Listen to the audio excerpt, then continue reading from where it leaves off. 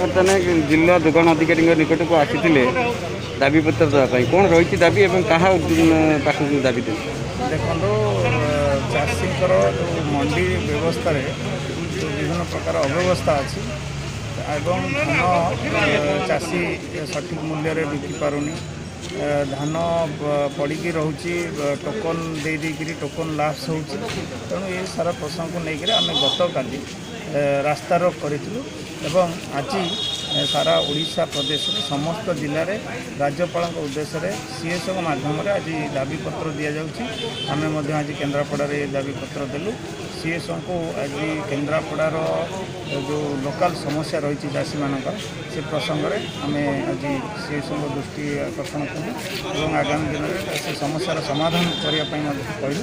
और राज्यपाल उद्देश्य प्रदान आज्ञा केन्द्रापड़ार भारतीय जनता पार्टी चाषी मानक सब संग्राम कर आपन संग्राम जब आज आज संग्राम सरकार न शुणु आगामी दिन आप कौन पंथा रखे भारतीय जनता पार्टी चाषी मान सांगे अच्छी गत दिन में मंडी चाल अभियान करें मंडीर जो अव्यवस्था थी कि 116टा मंडी अच्छी केन्द्रापड़ा जिले में आम 80 रु ऊर्ध्व मंडी बुलीलु और चाषी मान समस्या को बुझीलु तेणु भारतीय जनता पार्टी सबुदिन चाषी मान सहित अच्छी और केन्द्रापड़ार आम चाषी मान स्वार्थ दृष्टि जहाँ जहाँ पदक्षेप नवा पड़ो सरकार को चेतवा पड़ो से प्रसंग में आम निश्चित भारतीय जनता पार्टी आगे साधारण संपादक बीजेपी कौन पाई आज्ञा बीजेपी दल आज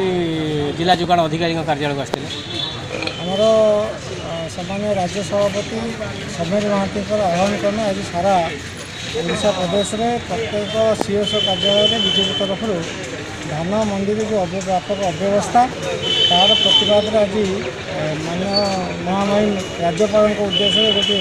दाबीपत्र प्रदान कर आमर तादेह लक्ष्य से दाबी रही जो मंडी में व्यापक अव्यवस्था सरकार जो मंडी में कटनी सटनी हो चाषी मैंने प्रकृत मूल्य न पाई ताकर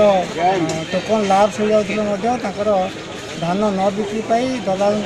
को 1000-1200 बिकुचन प्रकृत मूल्य पाऊना से राज्य सरकार सुधारतु तापाई आम आज दाबीपत्र प्रदान करूँ।